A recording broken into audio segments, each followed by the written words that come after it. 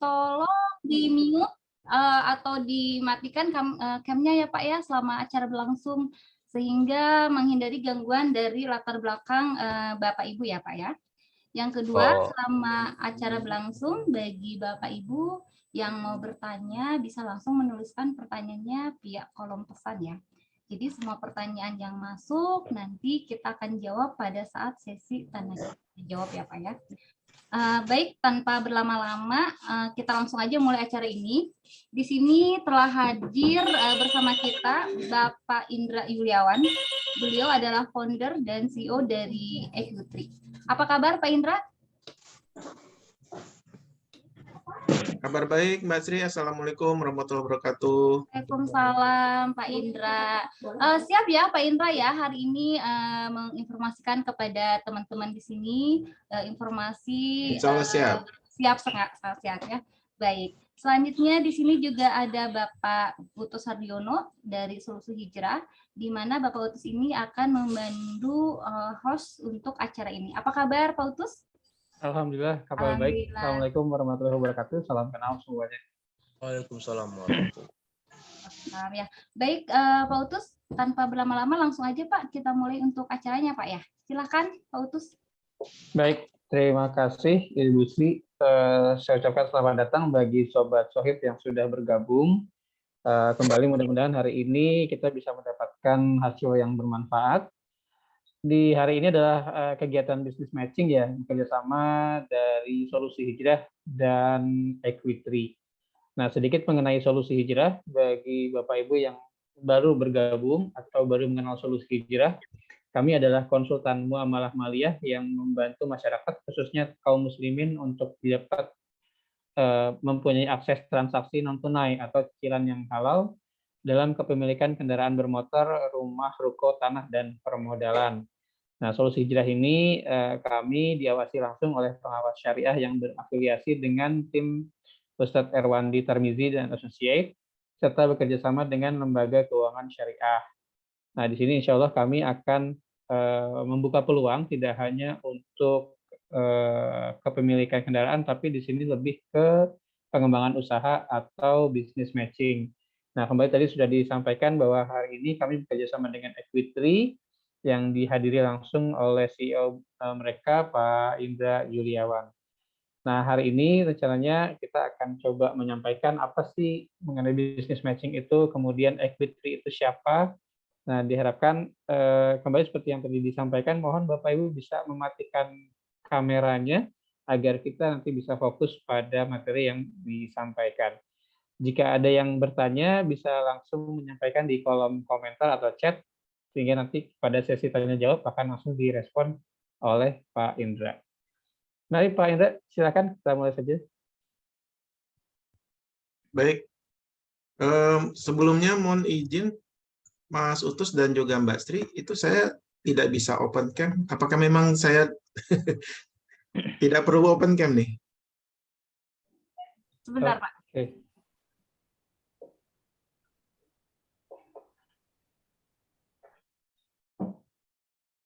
Ya, Alhamdulillah.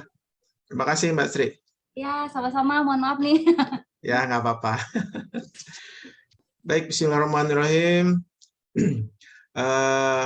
Allahumma shalli ala Sayyidina Muhammad wa ali Muhammad. Assalamualaikum teman-teman semua yang hadir di sini siang hari ini. Mas Utus dan juga Mbak Sri dari tim Solusi Hijrah, terima kasih sudah membuka sesi siang hari ini yang cerah. Ya, terima kasih sudah diperkenalkan Mas Utus. Saya Indra Yuliawan dari Equitri. Tadi sedikit sudah dijelaskan mengenai apa latar belakang dari kegiatan kita siang hari ini, ya, sekaligus juga untuk mengawali perkenalan kita ya teman-teman semua ya.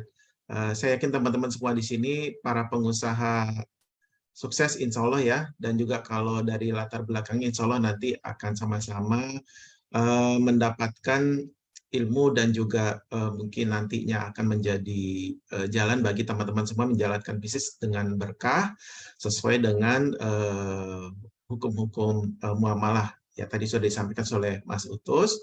Nah, ini kita sambil berjalan ya. Saya tadi kan juga di awal masuk ada beberapa teman-teman pengusaha yang sudah masuk duluan, ada yang dari Padang kalau nggak salah tadi saya dengar ya. Nah ini cuman mungkin kita chat saja ya teman-teman ya, untuk saling memperkenalkan diri sambil menunggu teman-teman yang lain ya. Kita santai saja di sini sebelum saya tampilkan slide materi saya gitu. Silakan di chat nama usahanya apa dan dari mana gitu. Mungkin kita bisa saling berkenalan gitu. Siapa tahu nanti ini dengan adanya jalur tempat untuk silaturahmi via Zoom ini nanti bisa bersinergi seperti itu ya. Monggo silakan. Ada di sini ada Mas Hairul, ada Mas Chandra, lalu juga ada siapa lagi nih? Oke, Mas Adam. Oke. Usaha ekspedisi. Mas Adam dari mana ini? Oke, Mas Adam. Yang lainnya? Oke, Mas Chandra, usaha distributor. Iya. Kenapa, Mas Udus? Iya, silakan Sobat Sohib yang sudah bergabung ya. bisa menuliskan Di chat informasi aja dulu ya. perkenalan ya. Ya, terima kasih Mas Udus. Mas Chandra usaha distributor LPG 50 kg. Oke, dan sewa tabung gas. Wah, keren nih. Mas Adam di Cikarang ya. Oke, baik. Lalu ini Mas Rahmat Fauzi ya, perwakilan dari Tartaruga Food ya, usaha keripik kerupuk laut. Wah, keren di Tangsel. Mantap. Oke. Wah, ini insya Allah nanti akan bertambah nanti teman-teman yang join ya. Iya, betul sekali. Biasanya masih agak malu-malu nih jam segini, Mas Indra.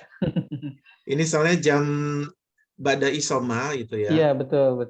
Biasanya ada apa namanya tambahan kegiatan gitu ya. Entah Iya. itu ngobrol-ngobrol selama apa namanya habis makan atau habis sholat seperti itu ya. Iya. Ya, semoga nanti teman-teman yang sudah hadir di sini duluan gitu ya mendapatkan keberkahan dari Allah Subhanahu wa taala lebih banyak Amin. lagi nih. Iya. Amin ya rabbal alamin. Oke. Baik. Oke. Ya, kalau gitu kita mulai saja ya. Nanti yang belum masuk nanti silakan memperkenalkan diri. Baik, saya izin share screen ya, teman-teman ya. Oke. Apakah sudah terlihat? Sudah muncul, Mas. Sudah muncul ya, sebentar saya pilih dulu. Sudah ya, oke. Ya, baik teman-teman, judul pada pertemuan kita siang hari ini itu sudah disampaikan juga oleh Mas Utus ya, business matching ya, yang dikolaborasikan antara Equity dan juga Solusi Hijrah. Kalau Solusi Hijrah teman-teman mungkin sudah mengenal ya, namun kalau untuk Equity nanti saya akan coba perkenalkan diri dulu apa sih Equity itu dan siapa seperti itu ya. Saya Indra Yulewan sebagai founder dan juga CEO dari Equity, dan kalau dilihat dari konteks judulnya business matching ya. Business matching ini sebenarnya ya ini adalah istilah atau terminologi dari kegiatan bisnis yang dilakukan oleh lebih dari satu pihak ya. Kalau hanya bekerja sendiri satu orang saja itu namanya bukan business matching. Jadi hanya sendiri gitu ya, dia tidak perlu matching. Apa sih yang di-matchingkan gitu ya? Matching itu kan artinya kan pas ya, sama ya gitu ya. Yang di-matchingkan itu adalah bisnis yang dikelola oleh para pengusaha ya, teman-teman semua yang hadir di sini itu di-matchingkan dengan pihak-pihak lain ya. Pihak-pihak lain yang memang melihat bisnisnya para pengusaha ini memang menjanjikan. Ya, siapa saja sih mereka? Ada banyak, ada para pemodal atau istilahnya investor, ada juga lembaga keuangan gitu yang selama ini juga memberikan support pendanaan seperti itu ya, walaupun dengan berbagai skemanya ya, baik itu konvensional maupun syariah. Namun di sini kita fokus kepada skema keuangan syariah ya, teman-teman semua ya. Dan teman-teman semua kalau dilihat dari latar belakang, insya Allah nanti kita sama-sama mengimplementasikan hukum-hukum Islam dalam bermuamalah, dalam hal ini adalah hukum-hukum bisnis syariah seperti itu ya. Dan siapa lagi selain dari investor dan juga lembaga keuangan, itu juga dari pelaku usaha yang sudah mapan, yang memang dia melihat bisnis teman-teman semua ini menjanjikan dan memang perlu didampingi. Nah, jadi mereka-mereka itulah yang akan mendampingi teman-teman semua. Istilahnya tuh mentor lah gitu ya. Itu atau pendamping begitu ya. Dari mentor-mentor ini banyak ya teman-teman semua yang memang mereka ingin mengkontribusikan ilmu dan juga pengalamannya dalam mengembangkan usaha. Jadi sesi siang ini memang dihadirkan kepada teman-teman semua untuk bisa menjawab masalah yang dihadapi oleh para pengusaha secara umum ya, terkait dengan ketika usahanya itu ingin tumbuh berkembang dan insya Allah bisa mendapatkan keberkahan dari skema-skema yang kita jalankan. Nah, itu sekedar pembukaan saja dari saya terkait dengan judul siang ini. Lalu pertanyaannya, equity itu apa gitu ya? Nah, kalau equity itu apa nih? Jadi ini saya coba menjelaskan terkait dengan latar belakang Equity ya. Jadi Equity itu adalah inovasi alternatif program pemberdayaan UMKM dengan menggunakan model namanya micro equity ya. Micro equity itu apa? Singkatnya itu kita sebagai antitesis dari micro loan atau permodalan berbasis hutang yang selama ini secara konvensional dilakukan oleh lembaga keuangan secara global. Jadi kita melakukan pendampingan usaha dan juga tentunya memberikan akses permodalan berbasis syariah. Nah, misi Equity itu adalah membantu para pelaku UMKM untuk tumbuh menjadi pemilik usaha yang mandiri, gitu ya, dengan pola pendampingan dan juga kemitraan antara pemilik modal ya, atau investor dan juga si pelaku usaha itu sendiri, atau kami sebutnya namanya investee seperti itu. Nah, yang membedakan Equity dengan program pembiayaan usaha yang lainnya apa? Kan soalnya banyak ya, ada banyak sekali yang mulai dari lembaga pemerintahan, lembaga swasta, lembaga sosial itu yang memberikan pembiayaan seperti itu. Nah, kami yang berbeda adalah tidak berbasis hutang secara konvensional, tidak ada bunga atau dalam ini adalah mengandung riba, dan juga tentunya memberikan manfaat dari bagi hasil yang adil. Jadi nanti ada skema namanya sirkah yang memberikan bagi hasil, dan juga nanti ada pendampingan usaha dari para mentor-mentor. Dan tentunya kita memberikan peluang untuk akses permodalan syariah kepada investor dan juga lembaga keuangan syariah. Nah, kami sudah hadir di Indonesia ini sejak 2016, khususnya di wilayah Jabodetabek, Jawa Tengah, dan Yogyakarta. Dan insya Allah saat ini kita hadir secara nasional, walaupun memang jangkauannya tidak secara masif gitu ya, jadi kami akan melakukan secara bertahap seperti itu. Dan alhamdulillah kerjasama dengan Solusi Ijarah ini memberikan kontribusi yang sangat besar sekali terkait dengan jangkauan kami ya, termasuk sesi siang ini memang tujuannya adalah untuk bisa menjangkau para pelaku usaha yang ada di luar wilayah ini ya, seperti tadi ada yang di wilayah Sumatera Barat ya. Kalau coba saya lihat lagi nih ya, dia dari chattingnya, Assalamualaikum Pak Gerdi, founder Dapur Marina, oke di Kebun Jeruk ya, oke. Nah, ini wilayah-wilayahnya ya banyak yang juga dari luar Pulau Jawa. Nah, ini makanya kita akan menjalin kemitraan dengan berbagai pihak untuk menjangkau para pelaku usaha untuk lebih luas lagi. Nah, terkait dengan kemitraan, ini adalah mitra-mitra kami, ya, baik dari lembaga pemerintahan, lembaga swasta, baik itu swasta asing atau global ya, dan juga lembaga-lembaga swasta dan juga lembaga-lembaga sosial lainnya. Ya, jadi banyak sekali teman-teman yang mungkin nanti kita ceritakan begitu ya, terkait dengan kerjasama, dan jika nanti ada lembaga-lembaga yang ingin bekerjasama dengan Equity dengan misi yang sama, insya Allah nanti kita bisa memberikan kontribusi yang lebih besar lagi, khususnya kepada para pelaku usaha yang ada di Indonesia dan umumnya kepada perekonomian nasional. Nah, untuk Equity sendiri kegiatannya apa saja? Nah, kami ini melakukan pelatihan ya dan juga pendampingan secara offline ya. Ada berbagai program-program yang sudah dikerjasamakan antara Equity dengan lembaga. Tadi ya saya sebutkan juga ada lembaga pemerintahan, dalam hal ini adalah Kementerian Tenaga Kerja, Kementerian Keuangan, seperti itu, untuk memberikan pembekalan kepada para pelaku usaha. Jadi ketika mereka diberikan pembekalan, lalu mereka diberikan permodalan dengan menggunakan dana dari APBN. Namun di luar itu kami juga secara mandiri akan memberikan pelatihan dan pendampingan kepada para pelaku usaha yang memang berminat untuk mendapatkan ilmu dan juga keterampilan dalam mengelola bisnis dan tentunya untuk kebutuhan dari akses permodalan. Secara online juga kami lakukan ya pelatihan dan pendampingan.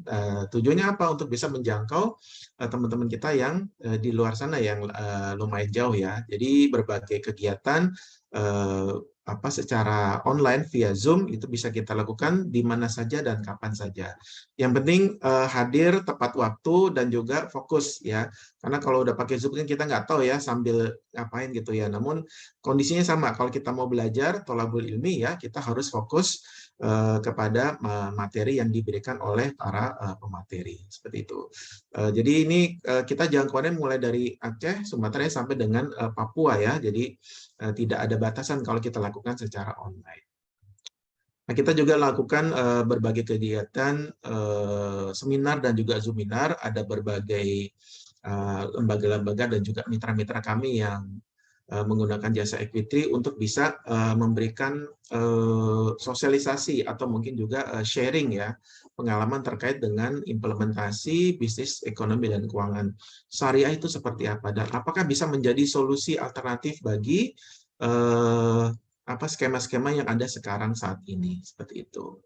Nah, dan juga tentunya salah satu kegiatan kami adalah business matching. Jadi kami itu Equity juga sudah melakukan business matching dengan para pelaku-pelaku usaha. Dan kebetulan ini Equity tahun lalu diberikan mandat untuk tidak hanya sebagai instruktur di pembekalan di kelas, tapi juga sebagai investor atau buyer dari para pelaku usaha yang memang diseleksi memang layak untuk diberikan investasi. Nah, selain itu kami juga melakukan kegiatan workshop atau pelatihan secara offline ya, bukan secara virtual tapi secara offline karena kami juga sudah lama menunggu ya, karena sebelum-sebelumnya pada masa COVID itu setelah online, tapi sekarang kita secara online. Nah, ini adalah kerjasama antara Equity dengan Core ISEC. Ya, Core ISEC itu sebuah lembaga pendidikan ekonomi keuangan bisnis syariah, dan kami memberikan workshop secara interaktif seperti itu. Dan kebetulan ini adalah yang perdana kami di Bandung di awal Desember kemarin ya.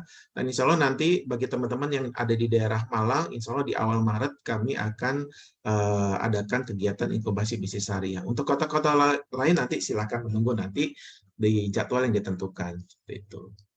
Nah, terkait dengan materi yang kita bahas siang ini terkait dengan business matching. Sebelum saya sampaikan intinya, saya mencoba untuk menceritakan secara latar belakang. Pastinya teman-teman semua dalam menjalankan usaha punya hambatan ya, dan tentunya ingin harapannya ada solusi di hambatan tersebut. Nah, ini adalah hasil survei kami Equity kepada para pengusaha di program business matching di Kementerian Tenaga Kerja yang tadi saya sudah sampaikan. Jadi ketika kita tanya sebenarnya apa sih hambatan usahanya dalam menjalankan bisnis mereka, nah ini ada 4 jawaban ya yang memang diberikan ya. Dan di sini coba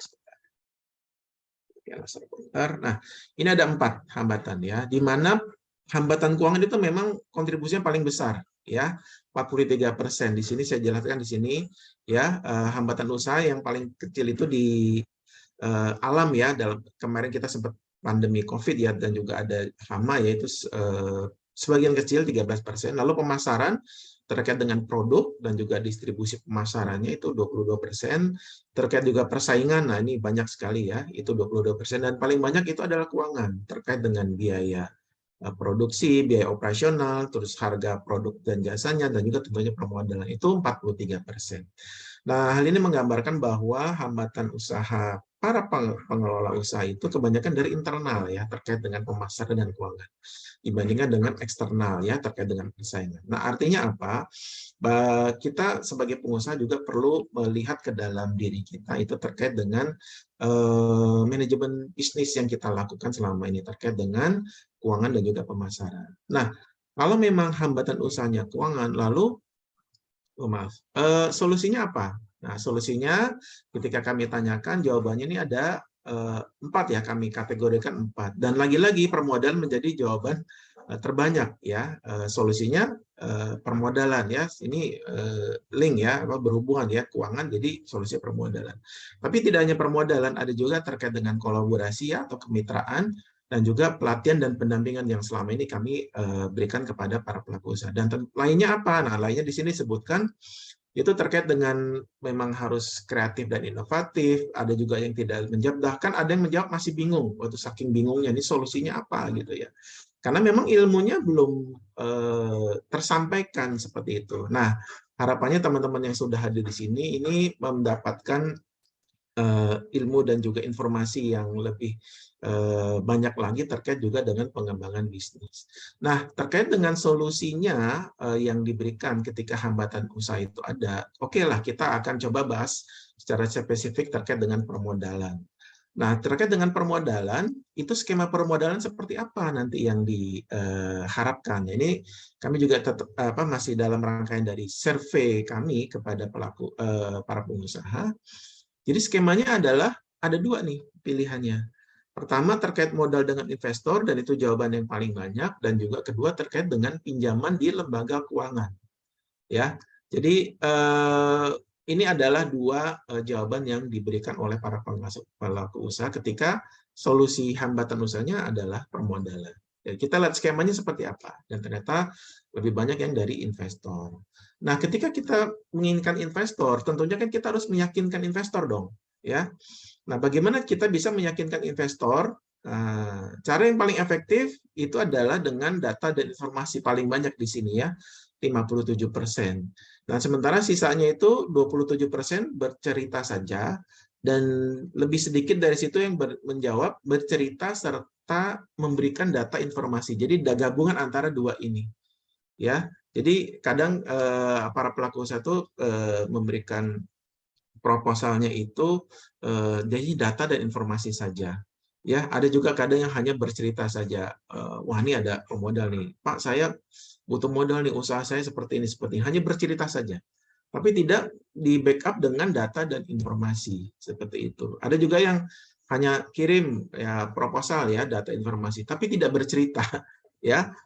Itu bagi para investor ya, karena kebetulan saya juga sebagai investor, itu tidak meyakinkan kami untuk kami bisa menginvestasikan modal kami kepada bisnis yang bersangkutan. Jadi harapannya nanti dari kita mencoba matching ya, harapan dari pelaku usaha dan juga harapan dari investor. Ya, dan di sini bahkan si pelaku usaha juga menyampaikan bahwa mereka perlu untuk mengetahui proyeksi perkiraan bagi hasilnya setelah ada keuntungan, dan perlu memberikan laporan keuangan kepada investor. Nah, ini menarik ya, karena kadang para pelaku usaha itu ya setelah mendapatkan modal tidak memberikan laporan keuangan. Nah, sementara itu adalah yang diharapkan oleh investor. Apakah itu benar? Nah, coba kita lihat pendapat dari investor. Jadi saya juga melakukan survei di tempat yang sama. Apa sih yang dibutuhkan investor? Ya, kita coba matching ya, yang dibutuhkan oleh pelaku usaha dan dibutuhkan oleh investor. Nah, hasil dari survei kami ini ada di sini, dan kami mengajukan pertanyaan kepada investor ya. Pertama, apakah perlu tahu modal Anda digunakan untuk apa saja oleh pengusaha? Jadi investor ketika memberikan modal kepada pengusaha untuk apa saja? Ini jawabannya iya dan tidak, dan 100% menjawab iya. Ya, dan juga pertanyaan kedua, apakah perlu adanya proyeksi keuangan dari modal yang Anda investasikan ke pengusaha? Ternyata semua menjawab iya. Jadi investor itu dia ingin ada proyeksinya dulu ke depan, prospeknya seperti apa. Jadi kita perlu adanya proyeksi keuangan ya. Dan ketiga, apakah perlu diketahui kapan mulai bagi hasil yang wajar dan berapa lama periodenya? Nah, ini menarik teman-teman. Kadang kalau misalnya investor itu berinvestasi, Kadang diberikan laporan kepada pelaku usaha itu, Pak, nih bagi hasilnya nih nanti bulan kesekian gitu ya. Ya kadang mereka tidak disupport oleh datanya. Kenapa harus mulai di bulan kelima misalnya, atau mungkin tahun depan gitu ya. Itu kurang meyakinkan kami sebagai investor. Jadi perlu ada landasannya apa. Lalu pertanyaan berikutnya, apakah perlu diketahui perkembangan modal yang diinvestasikan per bulan? Nah, ini adalah bagian dari implementasi dari pertanyaan sebelumnya. Jadi kalau bisa di-update dong, apa namanya, perkembangan modal investasikan itu seberapa besar gitu. Secara rutin saja, disepakati mau sebulan atau tiap 2 bulan atau 3 bulan dan seterusnya. Tapi kalau bisa sih jangan terlalu lama ya. Per bulan itu sudah cukup. Gitu ya. Dan ternyata semua investor menjawab mereka perlu tahu pengembangan modalnya. Dan berikutnya, jika iya, nah karena semua jawab iya, apakah cukup melihat perkembangannya hanya dengan foto dan cerita saja? Nah, ini yang menjawab iya itu 25%, ya. Tapi sebagian besar, 75% tidak. Mereka nggak mau, investor tuh nggak mau hanya melihat perkembangan modal yang diinvestasikan itu hanya dengan foto dan cerita saja. Lalu apa dong? Ya, berarti mereka juga harus apa namanya hadir ya untuk bisa melihat ya, syukur-syukur mungkin dengan mungkin kalau jaraknya jauh mungkin dengan video seperti itu ya. Jadi intinya adalah kita harus secara intens berkomunikasi dengan para pemodal. Nah, terakhir, apakah perlu diketahui dasar jumlah modal dan nilai bagi hasil ya yang Anda peroleh sudah berdasarkan nilai wajar yang sesuai kebutuhan pengusaha.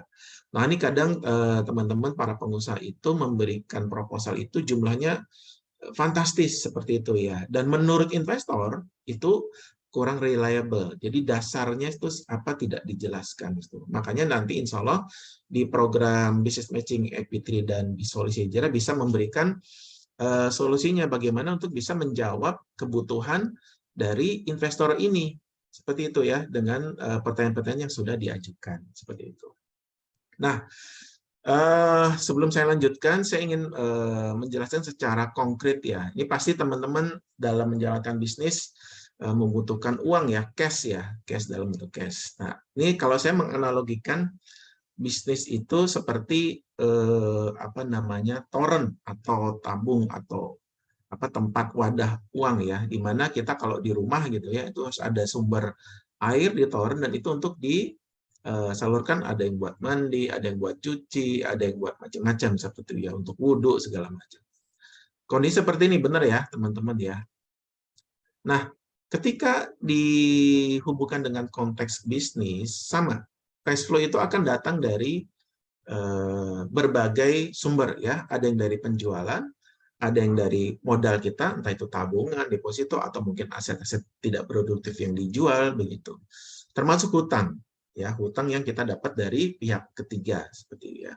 Dan juga other income itu termasuk mungkin ada bantuan pemerintah lah, atau mungkin bahkan termasuk keuntungan dari bisnis itu sendiri. Dan itu semua akan menjadi kas yang dikonversikan menjadi persediaan untuk produksi kita, dan juga jasa kita, dan juga sebagai pegangan kita, cash in hand, ketika nanti dibutuhkan untuk apa? Ada yang untuk gaji dan upah, ada yang untuk biaya operasional, listrik, pulsa, air, segala macam seperti itu. Termasuk kita bayar hutang ya, bayar hutang pokok dan bunganya ya. Kalau dari kita berhutang, artinya kita harus bayar hutang. Termasuk nanti kita untuk bayar supplier ya, termasuk untuk pajak ke pemerintah, dan juga tentunya untuk pengembangan kita beli peralatan-peralatan yang lebih baru ya, untuk bisa kalau alatnya rusak ya kita harus beli. Nah teman-teman, saya ingin teman-teman menjawab ya sebelum saya lanjutkan. Di sini ada yang salah nggak dari skema ini atau gambar ini kalau dilihat dari konteks bisnis syariah? Coba silakan teman-teman menjawab di chat. Nah, kita coba interaktif ya. Saya pengen tahu nih jawaban teman-teman.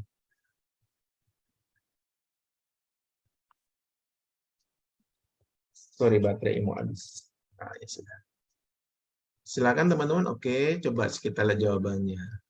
Pokok dan bunganya, oke, Mas Rahmat Fauzi. Ternyata salah ya. Ada yang salah ya. Oke, ada yang lain bisa menjawab? Apakah jawabannya sama dengan Mas Rahmat Fauzi? Hutang dan bayar hutang, pokok dan bunga. Oke, ada lagi? Ada yang salah nggak? Coba kita lihat satu jawaban lagi, siapa tahu berbeda. Ya, kalau sama juga, oke kita akan bahas. Pajak. Mas Chandra ya, kayaknya gimana gitu bayar pajak ya. Oke, baik teman-teman, kita lihat. Ternyata, terima kasih sudah PPN Zolim. Jangan bilang siapa-siapa ya, Mas Chandra ya. Oke. Baik teman-teman, ternyata jawaban teman-teman benar ya. Yang salah di sini adalah ternyata sebelum saya jawab pertanyaannya ya. Ini jadi gini, saya tanya dulu. Ini kas masuk dan kas keluar kan boleh. Ya, tapi sebenarnya wadah itu nggak boleh negatif atau lebih kosong. Nah, yang termasuk ini yang salah ini seperti ini. Bisnis itu boleh rugi atau tidak? Coba. Teman-teman. Silakan dijawab. Bisnis itu boleh rugi atau tidak? Ya. Tidak. Mas Hendra bilang tidak ya. Mas Herul tidak. Mas Rahmat Fauzi, oke boleh. Ya, bisnis boleh rugi atau tidak? Banyak menjawab tidak. Oke, sekarang kalau memang itu boleh, yang tidak boleh itu apa? Ya. Oke, Bapak atau Ibu Nata Igama, boleh asalkan terkontrol. Sekarang pertanyaan saya ganti. Kalau memang bisnis tidak boleh rugi, ya, boleh rugi. Lalu yang tidak boleh itu apa? Dalam bisnis, yang tidak boleh. Yang nggak boleh kasnya kosong, betul. Bisnis boleh rugi, asalkan ada cara untuk mengganti kerugiannya. Iya, betul. Jadi ini yang penting, Ibu Bapak. Yang dijawab oleh Bapak atau Ibu Nata Igama ya. Kasnya nggak boleh kosong. Ya, ini betul. Kalau kasnya kosong, berarti ya gimana kita mau besok beli bahan baku atau bulan depan bahan baku. Ya, dan itu tadi benar ada yang menjawab ada yang perlu diganti ya atau disubsidi gitu ya. Jadi intinya adalah ya kita harus siap-siap untuk kas ini tidak kosong. Nah tadi menjawab yang salah yang mana? Yang salah adalah ketika hutang itu ya. Kalau dalam konteks syariah. Kalau hutang itu kita terima di bisnis kita, artinya kita harus membayar hutang dengan pokok dan bunga dan ini riba. Ya sudah jelas ini riba. Dan solusinya apa? Nah ini, makanya kita ada akad namanya murabahah. Akad murabah itu ada akad jual beli dan ini yang kami solusikan kepada para pelaku usaha. Kenapa murabahah? Karena kita boleh berhutang, namun hutang yang dibayar itu kita mencicil itu pokok dan margin saja, bukannya bunga atau riba gitu ya. Dan ini kenapa ini yang membuat kita yakin bahwa ini murabah boleh? Ya, kenapa? Karena dalam Al-Quran ayat Al-Baqarah, surah Al-Baqarah ayat 275, salah satu kalimat di situ disebutkan Allah menghalalkan jual beli dan mengharamkan riba. Ya, jadi sebenarnya boleh ya teman-teman ya. Nah, apakah ada alternatif lain selain ini, teman-teman? Nah, kalau dilihat dari konteks akad-akad atau apa namanya skema permodalan syariah, selain murabah ada satu lagi namanya mudarabah atau sirkah dalam bahasa kerennya gitu ya, yang sekarang lagi ngetren ini sirkah gitu ya, mudarabah. Ya, kenapa? Karena mudarabah ini adalah kemitraan antara si pelaku usaha dan juga pemodal. Ya, sama seperti tadi murabah, cuman kalau ini adalah sirkah. Jadi tidak membayar cicilan, tapi dia bagi hasil di sini. Ya, kalau tadi kan membayar cicilan pokok dan margin, ini bagi hasil. Ya, dan di sini saya ingin tambahkan di sini ada keberkahan di sini. Ya, kenapa? Karena Rasulullah bersabda, Allah berfirman bahwa aku adalah pihak ketiga bagi dua pihak yang bersirkah selama salah satu di antaranya tidak berkhianat. Apabila ada yang berkhianat, maka aku akan keluar dari mereka. Dan ini adalah merupakan hadis qudsi dan teman-teman, bagaimana tidak bisnis kita berkah karena pihak ketiganya adalah Allah Subhanahu wa taala. Masya Allah, tabarakallah. Ini merupakan skema permodalan yang paling luar biasa ya. Kenapa? Karena mitra kita adalah Allah langsung. Namun Allah akan keluar dari sini ketika salah satu dari kita berkhianat. Jangankan kita melakukan untuk khianat, berpikir untuk berkhianat aja Allah sudah tidak ada di sisi kita ya dalam berbisnis ya. Dan ini merupakan keberkahan yang luar biasa teman-teman dan uniknya di konsep mudarabah atau bagi hasil ini, itu uangnya tuh kembali ke atas, ke dalam gitu ya. Kenapa? Karena bagi hasilnya tuh untuk pemodal kita keluarkan ya, untuk pemodal di sini yang warna biru. Lalu sebagian lagi untuk kita, untuk pengelola usaha, itu cash in masuk lagi ke sini. Artinya ini memang merupakan salah satu solusi yang mendapatkan keberkahan dari Allah Subhanahu wa taala dalam konteks skema syariah. Nah, teman-teman, itu penjelasan dari saya dan terkait dengan program yang kita jalankan nanti di Business Matching 2023 ini adalah skema yang akan kita sampaikan kepada teman-teman. Jadi sederhananya nanti ada beberapa kegiatan ya, ini adalah pihak teman-teman semua sebagai pelaku usaha, lalu ini adalah kami antara Equity dengan Solusi Hijrah, dan juga nantinya akan ada pihak ketiga yaitu para investor, mentor, dan juga lembaga keuangan. Nah, kebetulan kami ini sudah bekerja sama dengan lembaga keuangan syariah, yaitu BPR Al-Salam. Nah, di sini skemanya, jadi pertama nanti teman-teman submit pitch deck. Pitch deck itu apa? Itu adalah istilah itu proposal singkat kepada para investor dan juga mentor dan juga tentunya lembaga keuangan. Nanti ketika submit kami akan seleksi, ya ini adalah kegiatannya ya. Jadi kedua itu kami akan lakukan seleksi ya kepada teman-teman pitch yang menurut kami pitch deck-nya sudah bisa lanjut untuk dipresentasikan nantinya. Ya, ini tahapan berikutnya ya. Jadi nanti yang sudah lolos akan langsung presentasi di hadapan para investor, mentor, dan juga tentunya lembaga keuangan.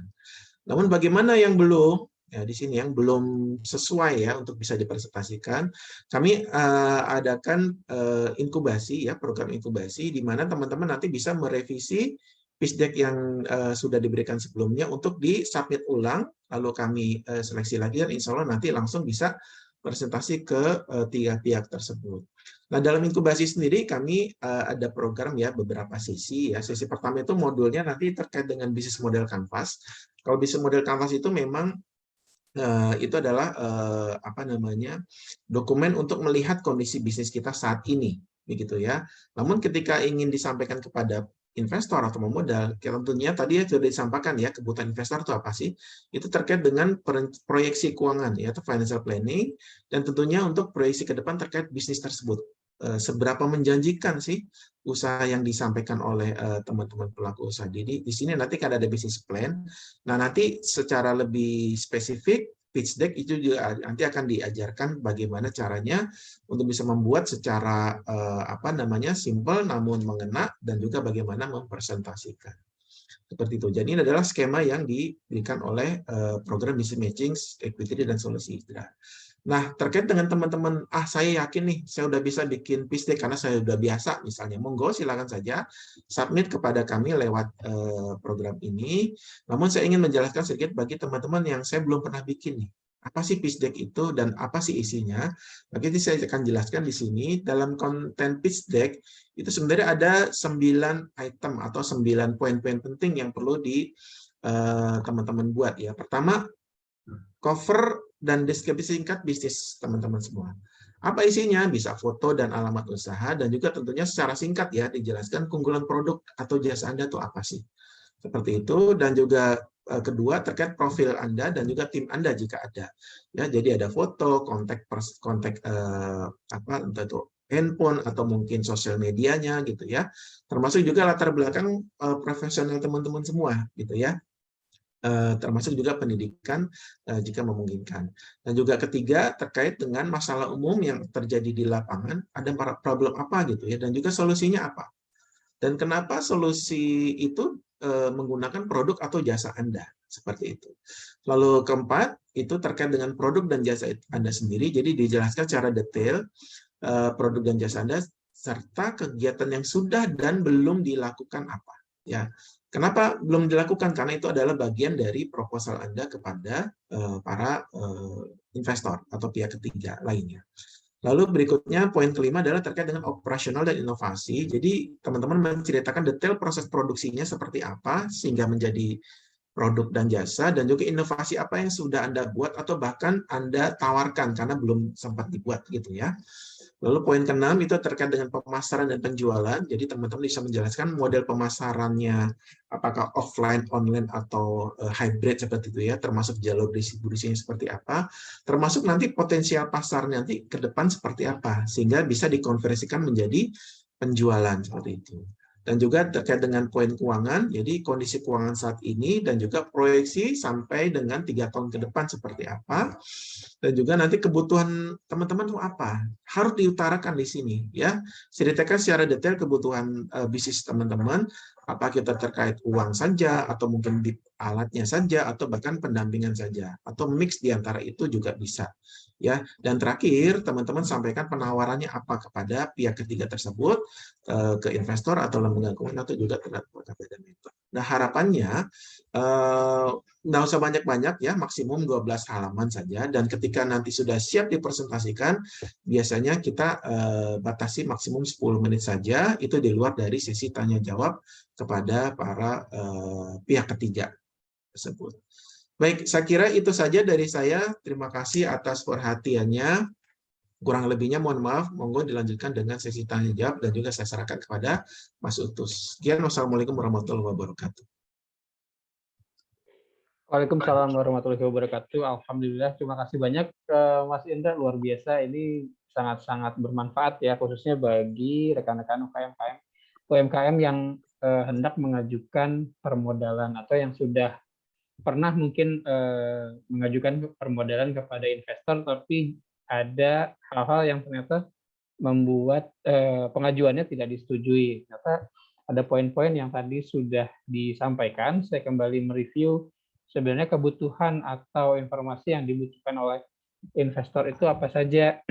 Jadi adanya yang paling mendasar mungkin ya proyeksi keuangan dari modal yang Anda investasikan, kemudian kapan mulai bagi hasil yang wajar dan berapa lama periodenya, serta mungkin yang paling penting adalah perkembangan atau update dari kerjasamanya ya. Jadi ini yang menarik bahwa hanya 25% investor yang mungkin percaya ya dalam tanda kutip berdasarkan cerita gitu. Karena memang yang menjadi pengalaman baik saya pribadi ataupun mungkin juga dialami oleh rekan-rekan UMKM adalah kita mencari investor itu biasanya yang terdekat ya, Mas Indra, itu saudara atau teman gitu, atau bahkan ke orang tua gitu.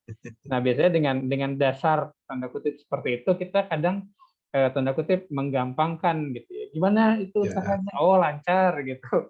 Oh iya jalan gitu. Hanya itu saja kita mengasumsikan itu sudah dalam bentuk konteks laporan gitu ya. Tapi kalau misalkan kita harus bersikap profesional adalah memberikan informasi yang memang wajar dan detail ya, seperti itu. Baik, kita akan coba membuka kesempatan untuk para peserta yang mau bertanya. Ya, ini dari Mas Adam ya. Jenis usaha apa yang banyak diminati investor dan kriteria bisnis apa yang membuat investor tertarik? Oke. Ini kita ke dasarnya dulu nih, sebelum nanti teknis mengenai pitching-nya dan segala macam, kita kembali ke dasar dulu. Apa sih bisnis usaha yang diminati nih dari pengalaman atau yang sudah dilakukan oleh teman-teman dari equity dan investor? Silakan.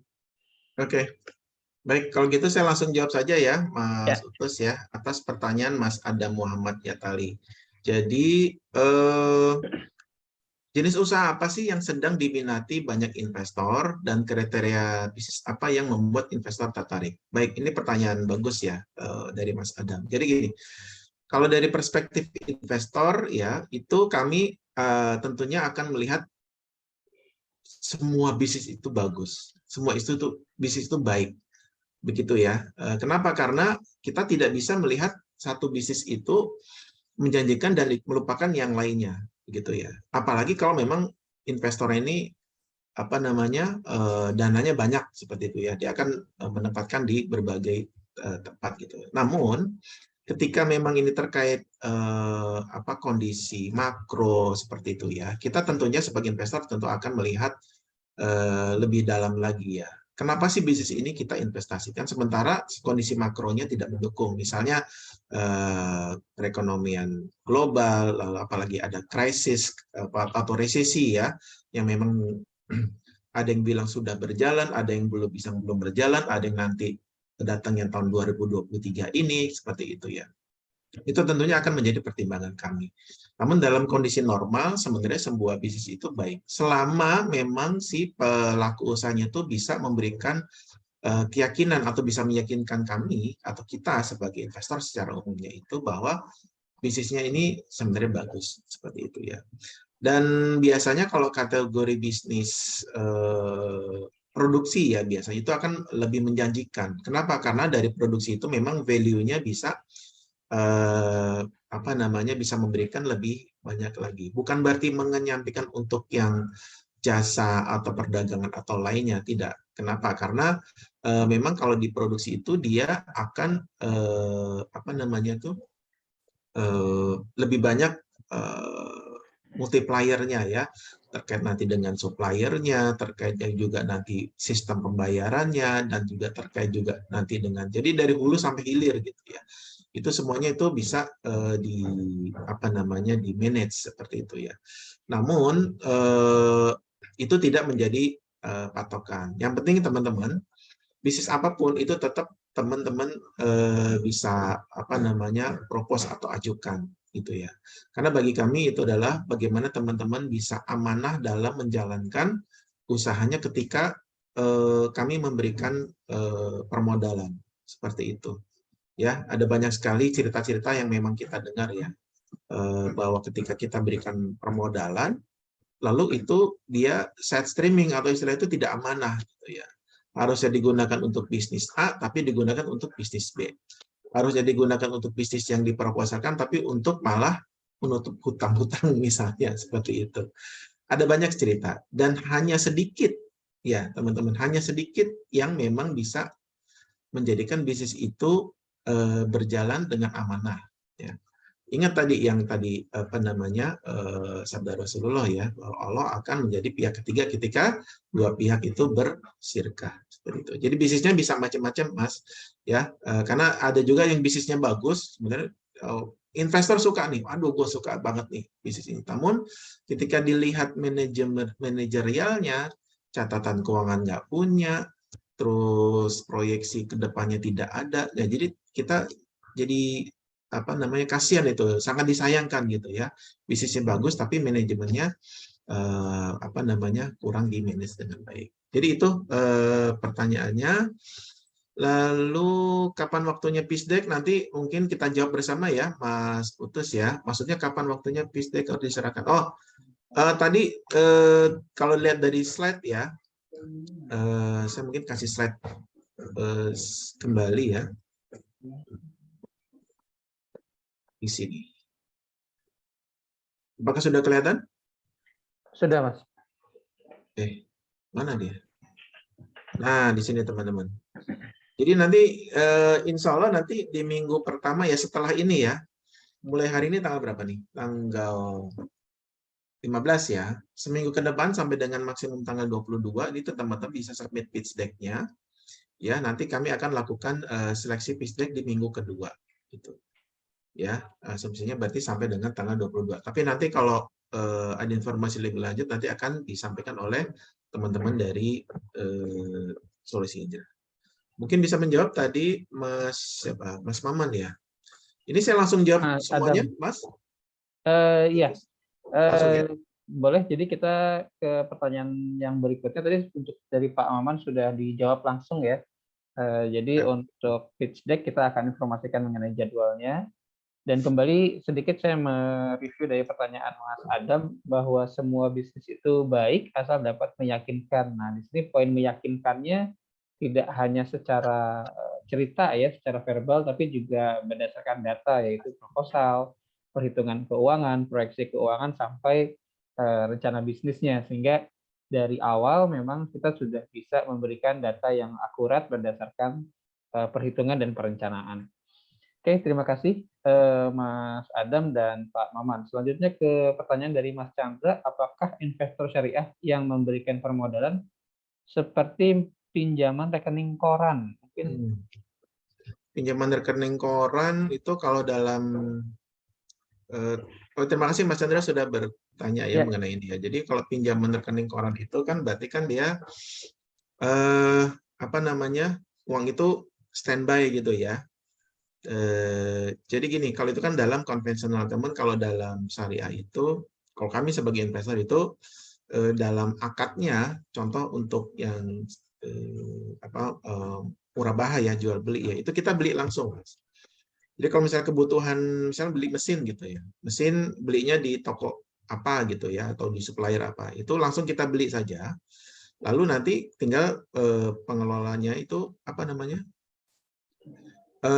nyicil dari pokok dan ininya saja, apa namanya, marginnya seperti itu ya. Jadi untuk dalam hal ini selama ini kami belum pernah ya seperti rekening koran. Jadi biasa kita kasih langsung, terus kita buatkan akadnya, jadwal apa namanya tuh pengembaliannya tuh kapan gitu ya. Seperti itu. Semoga bisa menjawab untuk pertanyaan Mas Chandra. Sorry Mas, ini saya sepertinya videonya masih ditutup ya, tapi nggak apa-apa. Nanti yang penting suara saya terdengar ya. Jelas Mas. Oke, terus kita lanjut ke pertanyaan selanjutnya ya. Mudah-mudahan tadi bisa menjawab ya Mas Chandra. Dari Dapur Mama Vina, untuk skema bagi hasil dengan investor yang membuat tertarik oleh investor seperti apa? Nah ini mungkin bisa dikasih bocoran nih Mas Indra.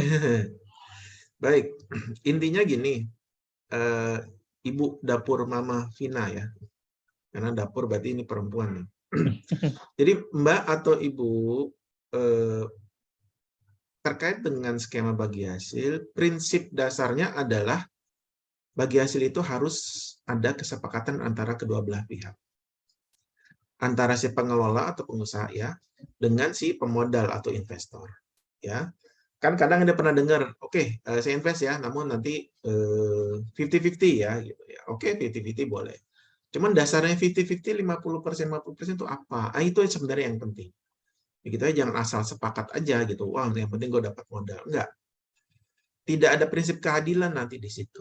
Ketika memang kita hanya tergiur modalnya saja. Yang penting bagi hasil nanti urusan belakang. Itu enggak. Kita nggak bisa begitu.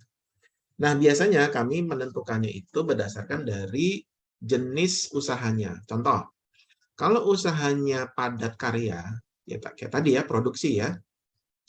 Padat karya, produksi, lalu si pengusaha itu mulai dari belanjanya, mulai dari produksinya, mulai dari packagingnya, mulai dari jualannya, belum nanti service customer after sales-nya, itu yang dilakukan oleh pengusaha.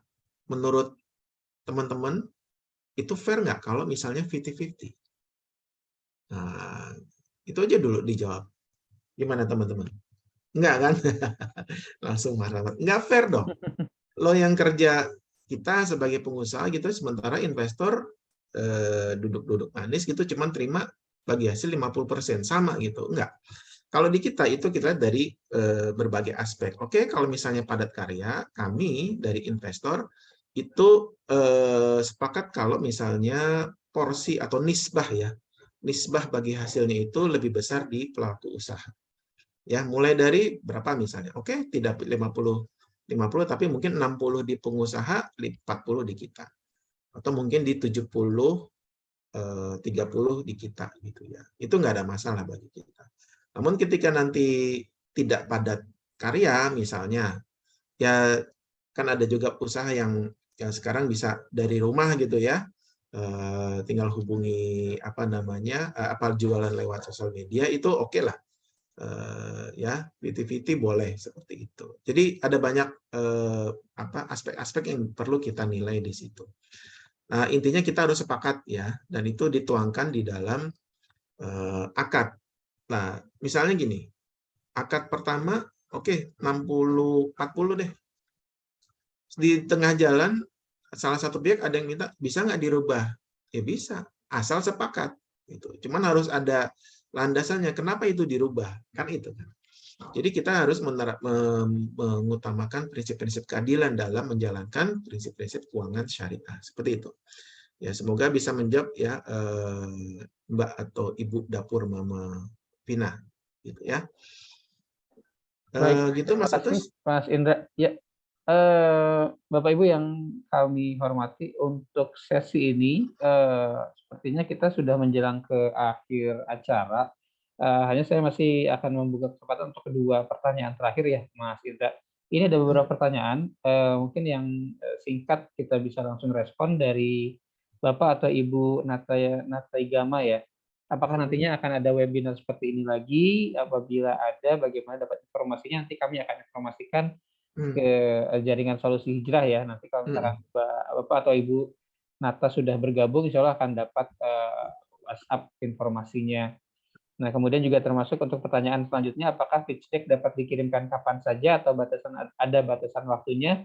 Pastinya ada periodenya. Nanti kita akan informasikan mengenai informasi pitch deck dan periode pengirimannya seperti apa. Nah, kemudian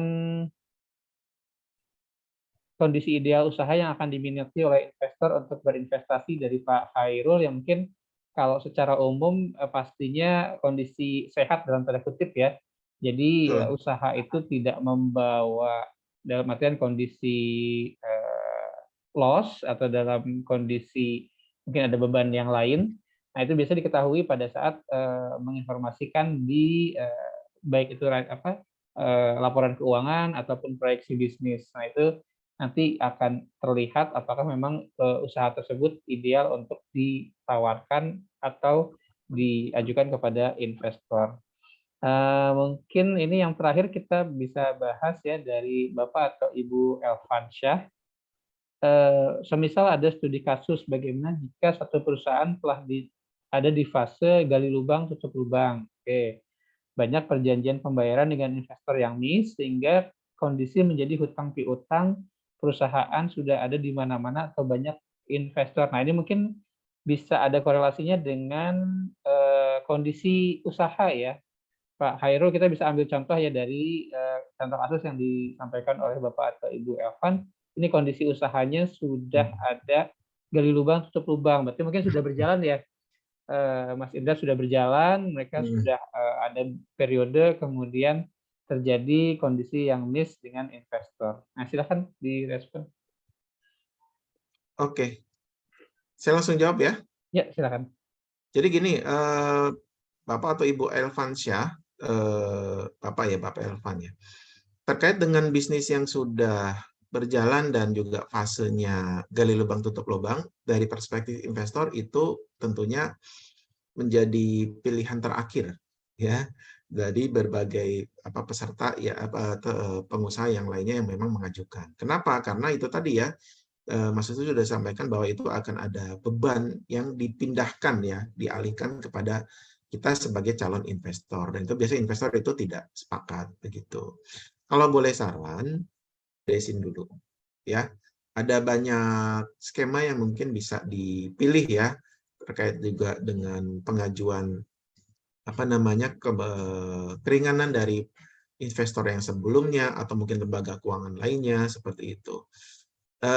Dan itu teman-teman kalau boleh jujur, nanti ketika memang ada teman-teman yang tidak menyampaikan secara terbuka, itu nanti kami biasanya itu akan terdeteksi seperti itu, karena kami juga punya sistem yang ya, seperti BI checking seperti itu ya, dan bisa melihat bahwa ini sebenarnya teman-teman yang mengajukan ini latar belakangnya seperti apa, seperti itu. Jadi sebisa mungkin untuk teman-teman bisa jujur dan terbuka dengan apa yang disampaikan ya. Ada berbagai cara, nanti kita bisa bicarakan lebih lanjut terkait dengan kondisi yang sedang berjalan ini. Tapi intinya kami investor ingin bisnis yang kita invest itu clean and clear gitu ya, untuk bisa diberikan investasi itu. Itu mungkin jawaban saya, Mas Utus. Oke, terima kasih Mas Indra. Ya, seperti itu ya. Jadi baik untuk Bapak atau Ibu Elvansyah dan Bapak Hairul ya. Jadi kondisi usaha aja yang memang mudah-mudahan sehat dalam tanda kutip, tidak dalam atau ada beban yang harus ditanggung oleh calon investor. Baik, selanjutnya untuk informasi mengenai pitch deck atau mungkin ada informasi webinar selanjutnya, kami akan informasikan melalui nomor Solusi Hijrah. Jadi diharapkan nanti Bapak Ibu bisa mendapatkan informasi yang lebih lengkap. Terakhir mungkin Mas Indra ada kesimpulan yang bisa disampaikan dan dibagikan kepada para peserta kita hari ini.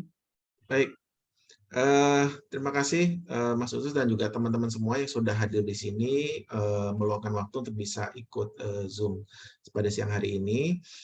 Intinya adalah ketika kita sebagai baik itu sebagai pelaku usaha maupun juga sebagai pemodal itu tentunya harus memahami prinsip-prinsip dasar dalam menjalankan bisnis secara amanah seperti itu. Jadi ada banyak sekali kasus-kasus di lapangan yang saya temui ketika memang bisnis ini bagus, namun manajemennya tidak bagus. Ukurannya apa? Ya, memang kalau misalnya omsetnya bagus, ya itu tentunya menjanjikan ya. Namun sebenarnya omset itu lebih menjanjikan ketika manajemennya bagus, begitu. Contohnya apa? Ya mungkin di laporan keuangan. Biasanya investor itu akan melihat secara detail. Nah, nanti teman-teman perhatikan ya ketika nanti teman-teman bikin pitch deck seperti itu. Nanti teman-teman harus bisa meyakinkan ini sebenarnya keuntungannya itu bisa bertumbuh atau tidak gitu ya. Dan itu secara sustain atau tidak. Nah, biasanya yang terlewatkan atau miss itu adalah analisa di situ ya, di laporan keuangannya. Nah, kadang para pelaku usaha itu tidak secara yakin pada dirinya bahwa ini sebenarnya bisnisnya berkembang secara progresif. Kenapa? Karena laporan keuangannya itu tidak disiapkan seperti itu. Nah, ini yang membuat kami para investor itu untuk bisa memilih ya mana yang terbaik. Dan kami di program ini juga memberikan pendampingan kepada para pelaku usaha yang memang ingin bisnisnya dilihat oleh para investor itu layak untuk diinvestasikan. Dengan cara apa? Tadi kalau teman-teman menyimak ya ada sesi inkubasi, dan itu inkubasi itu memang kami akan jelaskan secara detail terkait dengan modul bisnis model kanvas. Itu merupakan bagian penting dari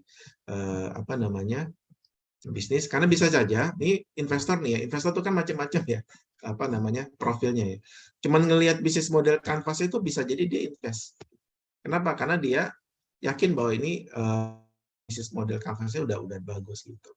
Nah, apalagi nanti teman-teman kalau buat namanya, nah yang kedua nih itu di dalam inkubasi kami ada namanya bisnis plan seperti itu. Nah, bisnis plan itu bisa menjawab semua aspek-aspek dalam bisnis terkait marketingnya, operasionalnya, lalu juga SDM-nya segala macam.